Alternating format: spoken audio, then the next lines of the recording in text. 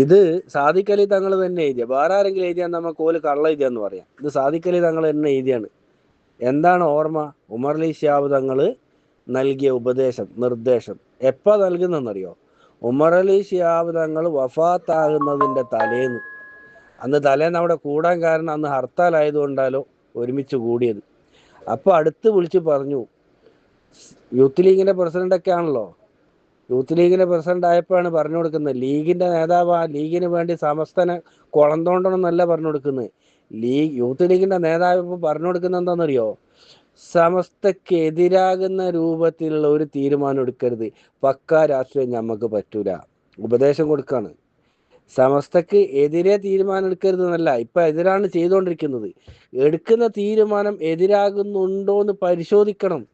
എതിരാകുന്ന രൂപത്തിലുള്ള, എതിരല്ല, എതിരാകുന്ന രൂപത്തിലുള്ള കാര്യം പോലും ചെയ്യാൻ പാടില്ല.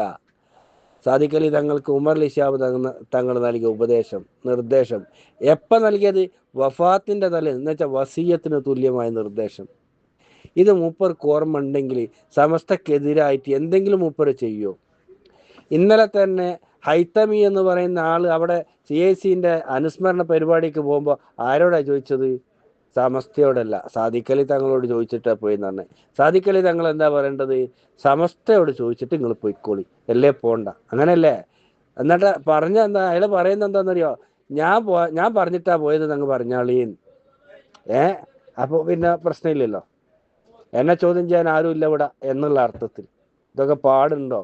ഇതൊക്കെ പാണക്കാട് തങ്ങന്മാർക്ക് പിന്നെ ഒരു വിടുതലും ഇല്ല. അതുകൊണ്ടാണ് പാണക്കാട് തങ്ങന്മാർ ഉപദേശം കൊടുത്തത്. എന്തായാലും ഉമർ അലി തങ്ങളെക്കാട്ടും വലിയ ആളല്ലല്ലോ സാദിഖ് അലി തങ്ങൾ, ഹൈദർ അലി തങ്ങളെക്കാട്ടും വലിയ ആളല്ലല്ലോ സാദിഖ് അലി തങ്ങൾ. അപ്പൊ അവര് പോലും സമസ്തക്ക് വഴിപ്പെട്ടിരുന്നു. മനസ്സിലായ? എന്തുകൊണ്ടാണ് ഇങ്ങനെ സംഭവിക്കുന്നത്? ഇത് ചിലപ്പം സയ്യിദുൽ ഉലമയെ അള്ളാഹു അങ്ങേയറ്റം ഉയർത്താൻ വേണ്ടിയിട്ടായിരിക്കും. കാരണം അത്ര പ്രയാസപ്പെടുന്നുണ്ട്. അത്രയും പ്രയാസപ്പെടുമ്പോഴാണ് അത്ര ഉയരത്തിലെത്തുക. തുളുവിലൊന്നും ആരും വലുതാവൂലല്ലോ. അള്ളാഹിന്റെ അടുത്ത് വലുതാവുക കുറെ പ്രയാസങ്ങൾ അനുഭവിക്കുമ്പോഴാണ്. അത്രത്തോളം വലുതാക്കാൻ വേണ്ടിയിട്ടായിരിക്കാം ചിലപ്പോൾ സാദിഖ് അലി തങ്ങൾ ഇങ്ങനെ എതിർപ്പും. അല്ലെങ്കിൽ എന്താ പറയേണ്ടത്? ഹൈത്തമിയോട്, സമസ്തയോട് ചോദിക്കുക, സമ്മതം കിട്ടിക്കണ്ട പോവുക. അങ്ങനെയല്ല, പൊയ്ക്കോളി, ഞാൻ പറഞ്ഞിട്ടാണെന്ന് പറഞ്ഞാളി. സമസ്ത വെല്ലുവിളിക്കുകയാണ് ഈ കോലത്തിൽ. സാദിഖ് അലി തങ്ങൾ പറഞ്ഞതാണോ ഹൈത്തമി നുണ പറഞ്ഞാണോ എന്നറിയില്ല കേട്ടോ. അത് സാദിഖ് അലി തങ്ങളാ പറയേണ്ടത്. പിന്നെ അതിന് മറുപടി തരേണ്ട കാര്യം ഞങ്ങൾക്കില്ല, ഞങ്ങൾക്ക് വേറെ പണിയുണ്ട്. ഓക്കെ. ഭാവിയിൽ സംസ്ഥ നേതൃത്വമായി കൂടിയാലോചിച്ച് മാത്രം ഇത്തരം കാര്യങ്ങളിൽ തീരുമാനങ്ങൾ ഉണ്ടാവുകയുള്ളൂ എന്നും അവര് അറിയിച്ചു. കൂരിയാട് നടന്ന മുജാഹിദ് സമ്മേളനത്തിൽ ഇരുവരും പങ്കെടുത്തത് സംസ്ഥ നേതാക്കൾക്കും പ്രവർത്തകർക്കും വളരെ വേദന ഉണ്ടാക്കിയത് ഉൾക്കൊള്ളുന്നവരായും അവര് അറിയിച്ചു. ഭാവിയിൽ സംസ്ഥ നേതൃത്വമായി കൂടിയാലോചിച്ച് മാത്രം ഇത്തരം കാര്യങ്ങളിൽ തീരുമാനങ്ങൾ ഉണ്ടാവുകയുള്ളൂ എന്നും അവര് അറിയിച്ചു.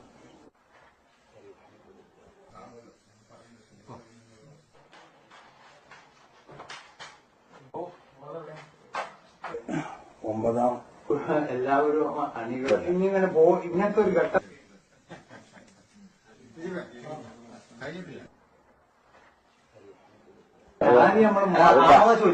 അല്ല, അവർക്കതൊരു വേദന ഉണ്ടെന്ന് അവർ കൊടുന്നുകൊണ്ട് വെറുതെ ആവശ്യമില്ലാത്ത വിവാദങ്ങളൊന്നും ഉണ്ടാക്കണ്ട. ഞാൻ അവരോടും കൂടെ പലത് ചോദിക്കും.